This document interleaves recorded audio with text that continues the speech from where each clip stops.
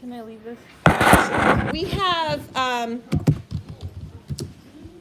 a split, and I'm going to keep this split constant from this point onward. Anytime we have a mixed physiology anatomy, it will always be 25 questions mixed with 13 anatomy and 12 physiology. So that'll give you 12 minutes to complete it.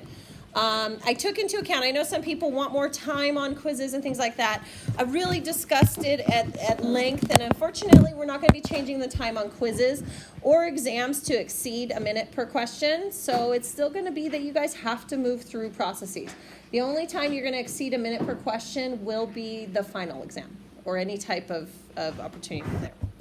So for you guys, let's go take a look at this quiz. And I think you're going to be pleasantly surprised because quite a bit of it is asking you to remember terminology most of all. What you have done today will more than suffice. I can't even talk. What you have done today will more than suffice to help you succeed at this quiz. If anything I identify as we go through it, I might have to modify it just because the content we focused on was different than I would have done had I lectured didactically. All right, so we talk about basic principles. What defines the term? So if I look back to the 6 things that we outlined initially, you have ingestion, you have the mechanical processing, you have chemical and mechanical digestion, you have absorption, and then you have elimination through defecation. Okay, so you have to understand the definitions of each of those. So you need to be able to clarify which one is which, what is doing what. So those key terms, know them, okay? A little bit of anatomy related to what is shared between this and the respiratory system. Make sure you know how the digestive system and the respiratory system overlap for a brief moment.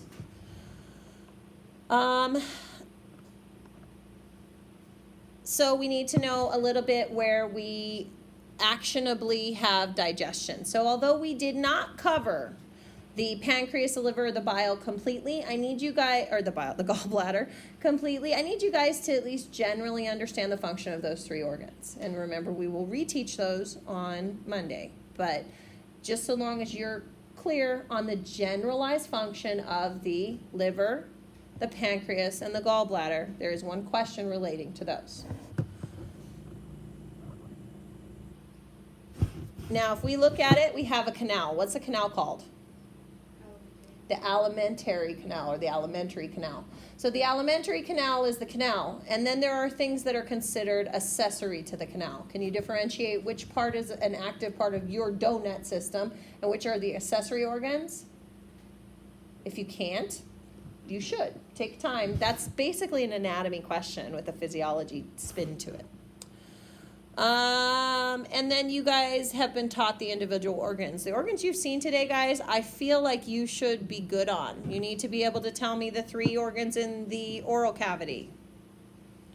Anatomy and physiology of it. So the teeth and the tongue. And then you have the teeth, the tongue, the salivary glands. Then you go from there to the pharynx. I taught it out in one slide, guys, and I just showed you where it was. You flap the epiglottis onto the closed position over there when you hit the laryngeo portion of the pharynx, and that enters into the esophagus. The esophagus got us to the stomach got us to the small intestines, the small intestines got us to the large intestines. So generally, it's a very function-based question.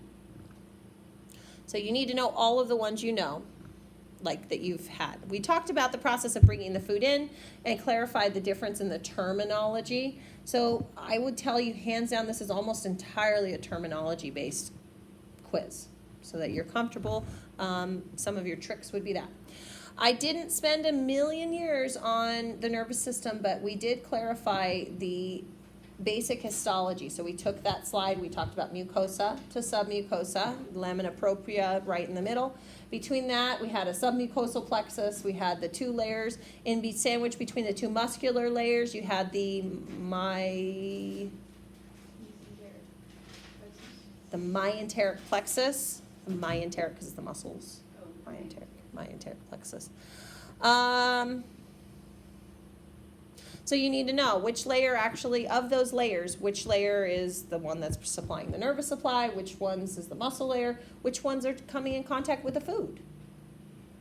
And then, of course, you guys should understand at least a little bit about those important serosal membranes. So you need to know the difference between the membranes, and of course you will recall on your anatomy list, you actually are asked to know a couple of those different membranes. Not a ton. It was pretty generous on the anatomy list. And that's it. I think you guys are going to dig it. It's not a hard one. It's not, I mean, literally, I didn't say anything that's not on it, and you covered everything that's on it so far. Yeah. How many questions per, like on the anatomy? 12, and then 13 for, I'm sorry, let me repeat. 12 for the physiology, so it'll be 12 minutes, and then 13 for the anatomy. And I will put, this was a request from another student, that I go ahead and place a timer on the screen so that everybody knows at every moment how much longer. So I'll put a timer on the anatomy. So as soon as you start, it'll have a countdown timer, so you can just look up and be like, oh, I got 7 more minutes. How long do we get for the anatomy? 1 minute per question. So I had a big anatomy exam, as you guys remember, from 121. And so I staggered everybody intentionally, and I made them move in a serpentine pattern to keep it organized. It worked to medium. With a smaller class, we can let you kind of move around one another, but with a bigger class, it makes sense. So let's try tomorrow, everybody stationing up to one and then moving in a serpentine fashion, and then at the end going back to something you may have missed. Yeah, because I think it's kind of hard When people bunch around questions and all that. But if you're given a minute per question and you've got the timer up there, it is your choice if you want to go faster or slower, but you shouldn't bunch the person in front of you. So I could literally minute by minute go, okay, move every minute if you wanted.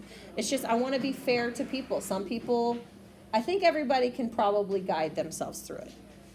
Let's watch and see how it is. If it gets to a point where you guys aren't succeeding at that, I will every minute be like, next station, next station, next station. Okay? Yep. I'll ring a bell. I have a little bell in the back. Ding, move. All right, my friends. You feeling good?